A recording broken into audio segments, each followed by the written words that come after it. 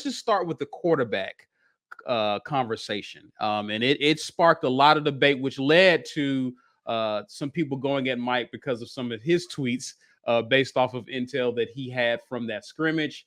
Let's get to the first one, and we'll be right back to discuss it. Take care of the ball, and play within the offense and take what you should take on a given play. That the ball goes in the right spot. Hopefully, it's accurate, and when we do throw it, but accuracy, hopefully will come. But we got to take care of the ball, and we have to be playing in the right space on given plays in our offense. And I thought all three did that fairly well today. And I know Robbie threw a touchdown pass, and I think Holden did also. Peyton did not. Had two, and I can't see from where I'm standing out on the field. The official ruled the receiver out of bounds, I think, both times. But they all, we did not turn the ball over. That's priority number one in offensive football, and so that was good. Obviously, defensively, we need to go get it. But I thought all three looked good at times today. Yesterday, I had my mind made up, and after today, I need to watch the film before I say.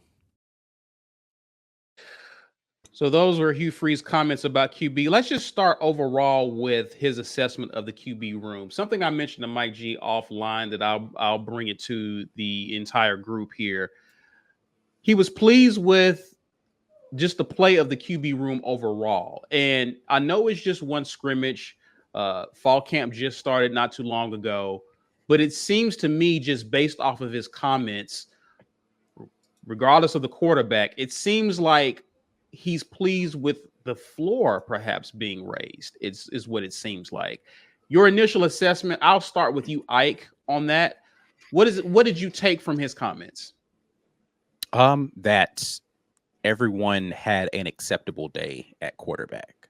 All right. Like, I think that he was able to find good things about all of the quarterbacks. I think we want to talk about the second portion of his comments separately, so I won't dive into that one too firmly. We'll just talk about the performance portion. I think it was good that he had confidence that QBs kind of understood what they needed to do, taking care of the football. He said that they did that really well during this scrimmage. So I think that Coach Freeze liked what he saw out of the quarterback position and feels good about all three of the gentlemen in the room. And I'm looking forward to seeing what happens in scrimmage number 2 now, because I think scrimmage number 2 just got a lot more interesting than I think even Coach Freeze thought scrimmage number 2 was going to be, because of the results of what happened in scrimmage number 1.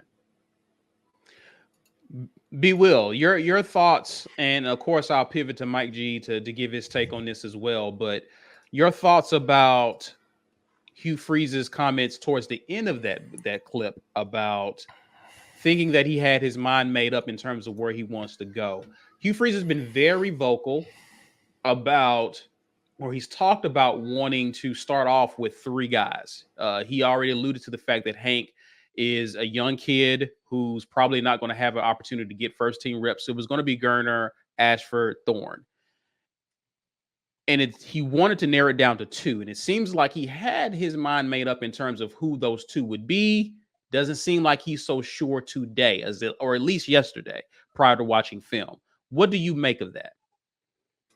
The first thing is I'm glad that what actually happens in front of him can change his preconceptions about what he thought it was going to be.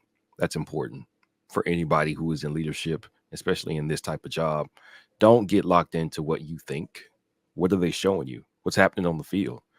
Between the lines, whoever you thought was going to be your number one wasn't your number one. That's new information. Somebody balled out.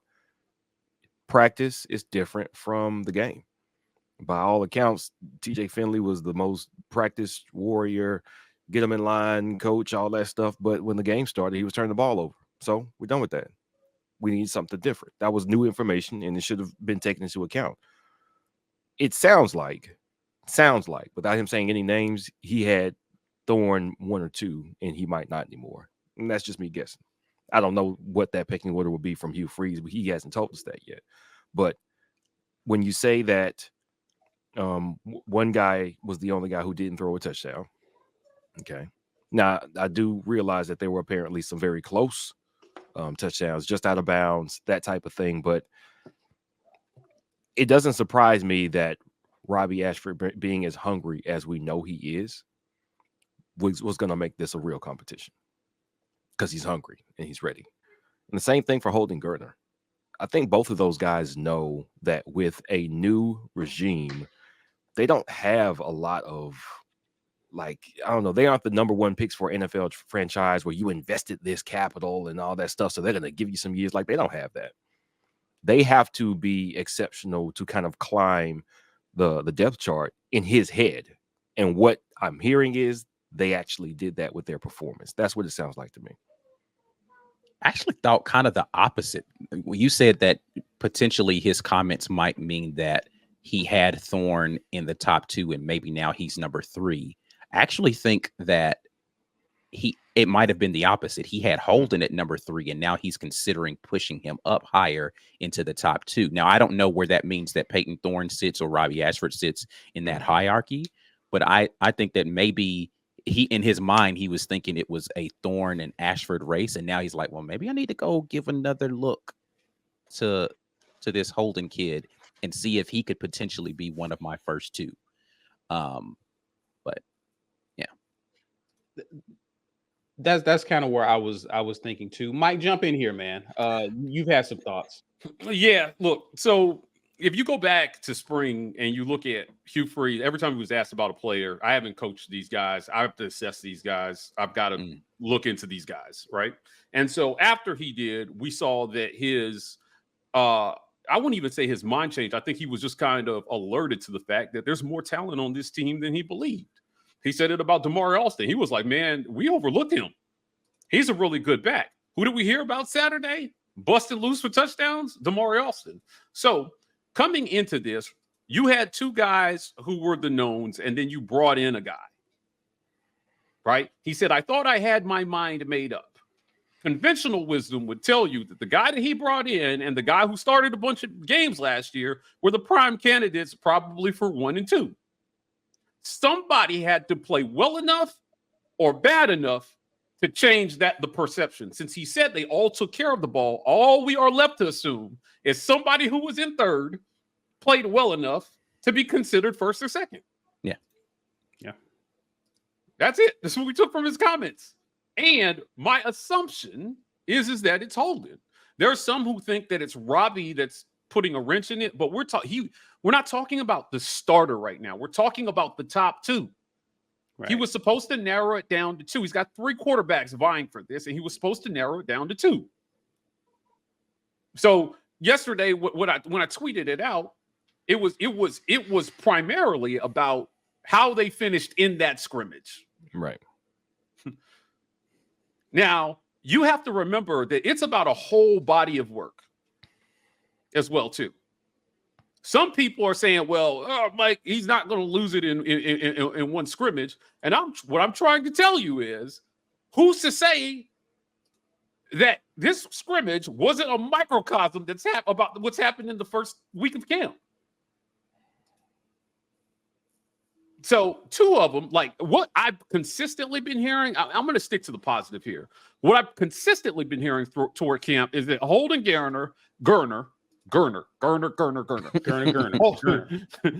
Geriner has stepped up. He's playing well. That's a good thing. That's a great thing. It's a great thing that he's making it a harder decision for this coach in my book. So when the scrimmage hit, that's consistent with what we've been hearing all camp. He's been doing great. Right. And if you're having a real competition, we paid too much money for Thorne people, please sit down. This is a part of this, I think, that makes this more complicated for coaches. The investment. No, you still got to play the best guy. Right. Who because cares? what sense does it make just because you paid him money to come here to play him if he's not better than the other 2 guys in the room? That's right. It doesn't help him at all. It doesn't help you. It doesn't help you either. Right. So if he's better than you thought he was, just like you said Damari was better than you realized, and all the information we have, you can only assume, and it doesn't mean that somebody is bad either. We don't know that yet. We just don't know that. Right. Now, they all protected the football season, but it should be noted that Thorne had reportedly at least 2 would-be touchdown passes that were dropped. Right. And I don't have all the information on how those passes were thrown or what happened. Like, Freeze kind of described it. They were called out of bounds. I think there was one of them that was an actual drop, like the receiver didn't catch it. And then there were 2 other throws or at least one other throw where the person wasn't in bounds when they caught it. So when they caught it. Yeah. Right. Yeah. So, but we don't know whether that was on the quarterback or the receiver. Correct. Right. And can we give some clarity to this as well? None of us were actually at the scrimmage. No media watched the scrimmage. Right. No media watched the scrimmage. Everything we're talking about is secondhand reporting from people who we know that were actually there. Yeah. But same with everybody else who's reporting. That's what I'm saying. But people are trying to make it seem as if we're generating our own narratives about this. I can only tell you what I was told. That's it. Yeah. That's all I have is somebody said this happened, this happened, this happened. Just like the next person. Assessment. Yeah, but same for On 3 and 247. Right. Yes, same for the next person who you're hearing intel from. My point is On 3, 247, right? None of those people are getting backlash for telling what they were told. We're the only ones that all of a sudden have an agenda behind repeating it. Yeah, well, I don't know what the agenda would be in just saying one guy's playing better than we thought. Like, I mean, there isn't one, but apparently, which is literally the only point, right? One guy's playing better than we thought. Let's do this too. Just because we report that someone had a good scrimmage is not our endorsement of that kid that we're rooting for. We're for whoever wins the job. Right? I said I thought Thorne was going to win the job. I've been saying it consistently for 3 months. We all have, for the most part. But Brian made the point earlier, in his soliloquy when he was talking about, this coach has shown an ability to be able to check his own biases and reassess when necessary. Yeah, I think that's a really important quality in a coach and a leader. So I just want to stress that point Brian made. Like, you have to be able to say, this guy's the hot hand. This is kind of what me and Ike would get into it about Tank last year. Sometimes I just felt like Jarquez was playing better. And it doesn't mean that Tank was playing bad. I was like, man, maybe we should split the reps a little bit more here. Or we should keep him in a little bit longer. I don't think there was a real right or wrong to that discussion. Both those guys are great. Right. So if we can stay in maybe this QB room is way better because we assumed that Thorne raised his floor. What kills me in this discussion is that fans it's like they don't believe that the other 2 guys could have raised their floor as well. They had a whole spring. Well, so that's the other thing that everyone's forgetting to consider. Thorne, though he has more experience as a quarterback, came in considerably behind in the room because he's the newest guy there. So for him to have a worse day than guys who have been there for a while, that's actually not the weirdest thing to hear in the world. Right. When he has less time in the room than the other guys do. But yeah, in the system, in throwing with the guys, all of that. Yeah, the only thing I will add is the things that I'm hearing that he's struggling with a little bit right now aren't about system. It's just about going out and throwing the ball consistently and being accurate. That's it. I'm not hearing that he's struggling with the system. Well, no. So my point is not necessarily about the system. I'm talking about his time just being in there with the guys that are in that room and understanding. And he tried to make that up as much as he could this summer. By all accounts, he's trying to go out there and throw with as many guys as he possibly can. But it's different when you get into a scrimmage than throwing against air. Right. We hear that all the time. Right. How somebody runs a particular, which is why actually Coach Freeze said he had a lot of issue with some of what the wide receivers were doing. Right. Yeah. Right. Because how you run a route against air and how you run a route against coverage is going to be different. So I guess my point to all this is that these guys went out and all of them showed some different things. One thing that I think I've consistently in my mind is that Robbie has been 2 consistently in this race. He brings something that the other 2 don't bring. And even in the open media viewing periods that we get when they do like team stuff, They've even called plays for him differently, acknowledging his athleticism. A lot of called runs, and you can't not use it. So when and this is why I think he's in the top 2 no matter what. I believe that. I believe he's in the top 2 no matter what. I think it's going to be really difficult for him to finish 3 in this race because he gives you a dynamic that the other 2 don't have, and it is a pretty good fail-safe for when pass protection breaks down in this league. Yeah. No, for sure. Having a guy who can actually move. Right, yeah. And we saw him do it against elite competition. Now, I worry about his health. At some point, when a guy gets injured and then gets injured again and then gets injured again, you worry about his health. So I don't know that I want to see him run the ball that much because I want to see him stay healthy. If you watch the fireside, I was gonna say he admitted he don't want to run the ball that much either. Yeah. Well, I asked him about that block that he threw because a lot of people assumed that he hurt his shoulder on that block, and he said no, it happened a few plays before that. But you don't want to see him put himself in harm's way a lot. But and like I said, he said I want to stay in the pocket. Luke was joking with him, but he almost kind of took offense to it. Yeah. Like, whoa, wait a minute. I can stay in the pocket too. Give me the time, run your routes right, and give me a chance to stay in the pocket. So if we're to believe that this O-line is better, I just don't know how people can't like Holden to improve significantly behind a better O-line. I think the bias. I think the bias with Holden, what I'm seeing is, I think a lot of people have wrote him off as being able to be an RPO style QB, considering Harsin recruited him to be a statue in the pocket in his offense. Holden is the belief is that he could not transition to actually learn how to play and be an RPO QB in this offense. I think that Thorne raises the floor in this QB room so much that if one of the other 2 actually win the job, you should feel really good about them beating him out. Yeah. Correct.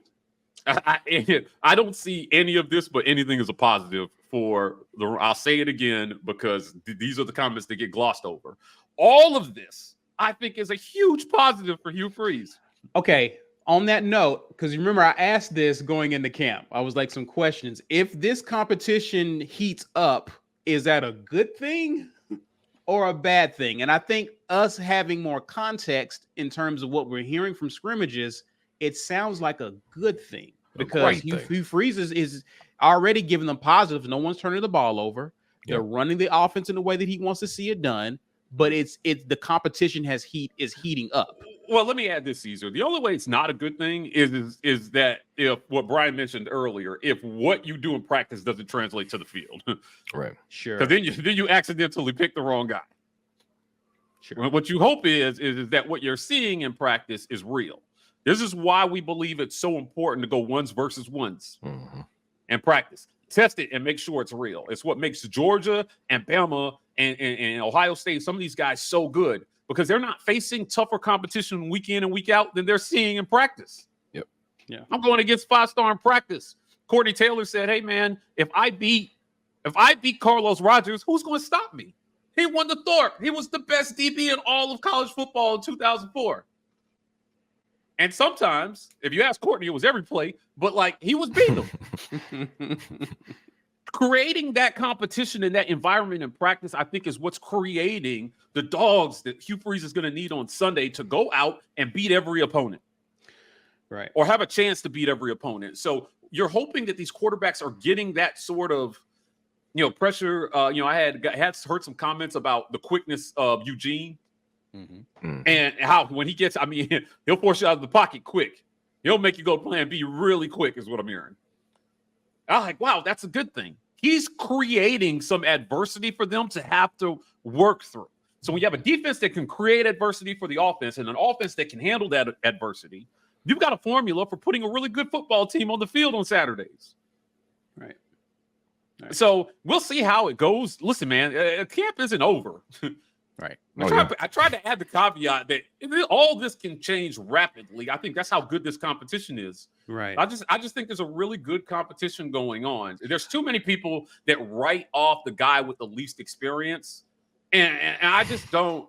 I such a lazy way of thinking about this. He doesn't have experience, so he's automatically third. Okay. Well, the last coach did that. Well, no. Yeah. So here's where there's a mixed bag of Well, people. you know who what? have One part problems of with this. well, first of Go all, ahead. Mike, it doesn't matter how carefully you phrase and word yourself. People are going to hear and mishear what you say. They're going to hear what they want to hear, and they're going to mishear what you say. We've seen that plenty. But one thing that's very interesting about these discussions is it's crazy to me how why would you pick a quarterback to ride with instead of the team? Like if I was like, man, Peyton Thorne's going to be the man, but Holden Gerner looks like he's going to be the dude. Why does it matter if Holden Gerner's the dude or Peyton Thorne's the dude? Like, why does that matter at all? And even more, even if you were biased against Robbie Ashford because of what he did last season, you say, oh, well, I don't care if he was hurt. He threw for 49% and he didn't look good 90% of the season, so I don't think he should get another shot. Okay, if that's true, do you think Hugh Freeze wants to put a 49% pass completing quarterback out there? Do you think so? If Robbie Ashford were to win the job, are you stupid enough to think that Hugh Freeze is stupid enough to go, man, I gotta have the guy with the lowest completion percentage possible? Give me that dude. Do you think you're going to see the performance from last year if he's the starter? Right. What about a different quarterback than you thought should win the job is a negative thing as long as we are good? I don't understand liking one quarterback over another quarterback, saying they did it this year. This year with this team under this coaching staff, they look bad. All right, now I don't want to see this dude no more. Right. Okay. Well, I mean, so that's what this is my thing, right? Like, I think that there's a mixed bag of people who are upset at the assessment that Peyton Thorne could potentially be number 3, right? Mhm. There are the people who believe that there's no way that Peyton Thorne could be behind Robbie Ashford if we're shuffling the deck. If at worst he should be number 2, Robbie Ashford's definitely number 3 if Peyton Thorne's not 1, right? Yeah. And then there are people who believe that Robbie should have come in at number 2. So if Peyton Thorne isn't number 1, Robbie should automatically be number 1. And what I'm saying is everybody needs to throw out their preconceptions. And this is the weird thing that we got into year 1 under Coach Harsin, which is when you like the decisions that the coach is making, or you like our assessment of whatever happens with that, you dislike what we're saying, it's trust the coach. Trust the coach, he knows. Trust the coach, he knows. And I think undoubtedly we're always the one saying we trust the coach until we see the results and we're like, all right, coach, you got to show me something else then. Like, Yeah. I trusted your initial assessment. Cool. When I don't like those results, let me see something different. And everybody else is starting out and saying, but this is where it should land. And if it doesn't land that way, and you guys don't agree with me that that's how it's supposed to go, you're wrong. And I'm like, what happened to trust the coach? Well, What you just trusting the coach a minute ago? Now all of a sudden the coach wrong. Well, what I'll say is you'll see a lot of people hedge as well too. They'll make a lot of very indefinitive statements about I'm what okay they with think. hedging. Right. Yeah, but I'm saying I tend to take harder stances on where I feel like it's going, or no stance at all. And what I'm telling you right now is on the QB race, because there was somebody that was trying to so you still think Thorne? And I'm just like, no, similar to Hugh Freeze, right? You can't just stick to an initial take because that was your take. When there is clearly new information to consider, and how it's going. Do I still think Thorne is going to win the job? I'm not so sure. Yeah, I mean, I don't know how you could be sure. It's hard to be sure about anybody. Yeah.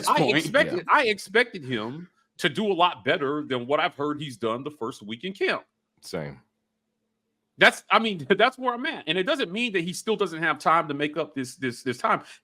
If you go back and listen to the interview that we did with Chris Todd, the many interviews we've done with Chris Todd, he talks about what it's like to go in on decision day and have no idea where you stand in the race.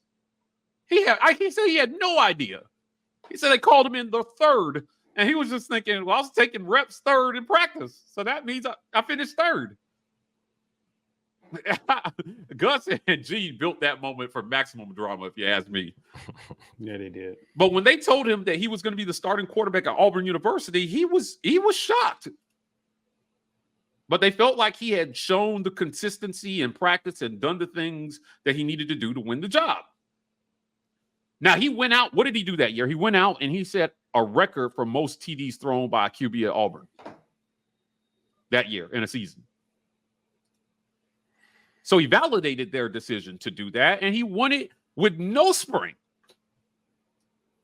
That's how quickly you can make up time with just consistency. It worries me just a little bit that some of the consistency things may have been an issue based on what we've heard with Thorne the first week of camp. Yep. Consistency is something that should come with experience. So I get that system is one thing, but to some extent, football is football. You go out there, you throw one screen pass, you throw them all. Is your ball placement good? Like, are you leading the receiver right? Are you making the right reads regardless of how the play turns out? Yeah. And if that's being done inconsistently, then there may be a problem. The other thing that I've heard is that he may be playing a little tight, trying really hard not to make a mistake. And the other two are playing like they have nothing to lose. I mean, when you're coming in and everybody's down you, you almost do have nothing. Yeah, right. Yeah. Might as well just go out here and block. I'll say it again. Right. Holden and Robbie seem to be playing with I don't want to call it a reckless abandon, but just like, hey, man, let's go all out. Yep. Make mistakes, make them hard. Let's make plays. And it seems to have paid off for them. The other guy may be just playing a little bit too tight, and he just may need to just loosen up a little bit and do what he's done his whole career. He was at the head of an 11-2 team. Yeah, draw on that experience. Here's the difference with him, though, right? Like, he literally just was in a QB battle at his old school, and the reason he left was because of a QB competition. He's got less shots at this now, right? Like his eligibility's running out. Mm-hmm. He can't transfer again. Right. Like he needs this now a little bit more than the other guys. The other two. That's fair. That's fair. You know what else I'll add, Ike, too? One thing that Hugh Freeze has to consider is I think that whoever finishes third in this race, if it's not between Robbie and Holden, that's probably gone. Yeah. They're probably going after the season, right? Yeah. And you definitely have to consider that if you're Hugh Freeze, I think, because looking down the road, you're going to be leaning hopefully on a very experienced incumbent with a very young protege coming up behind them. Mm-hmm. Somebody that you've recruited and is younger and doesn't have any experience. Well, but if Holden finishes third in this thing, why would he stay?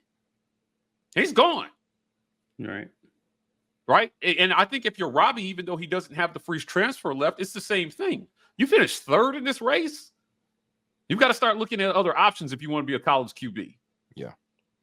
Right. So, I mean, after you've had so many shots at it, and he's got to keep that in mind. He's got to keep this. He's got to somehow keep everybody engaged because you're going to need the backup at some point. Yeah. So we don't have to do predictions again. It's so much we're learning about this QB room. But if you're Hugh Freeze, Philip Montgomery, how do you handle the next week, considering what Mike just laid out? How do you approach this next week? What are you looking for? Well, I think the question that I have is that has Hugh Freeze, after he watched the tape, actually narrowed it down to 2? Right. Did he actually narrow it down to 2, or does this thing extend a little bit further into the week than they anticipated? Trying to figure out who those top 2 are. Because he said 10 days down to 2, which is the day after scrimmage. So today. That's today. He should be making a decision. One guy is going to just be, thank you for your service. Please stand on the side while these other 2 duke it out. Hey, that's what you said now. So maybe I would appreciate if he said, you know what, that's what I said, but it's too close. We got to keep 3 in here because we got to find out who's going to be the best. And that scrimmage wasn't enough to tell us. Again, I love to see him on the fly as he goes. That wasn't enough information. I thought I would be able to make the decision after 10 days. I can't. We're going to keep it going so we can get some more information on these guys. Yeah. Listen, I'm going to tell you this. And I know this is going to get a lot of heat. Let's go. Let's go. But I'll tell you this, right? I absolutely step outside. 100% refuse to engage anybody in the we spent too much money on Thorne, so he has to play debate discussion. if that is really a factor in this thing, we got the wrong coach. Yeah. I'm telling you. So I refuse to believe. I refuse to believe that NIL money that was given out not by Auburn University is a factor in who he chooses at quarterback. We spent too much. Give me a break.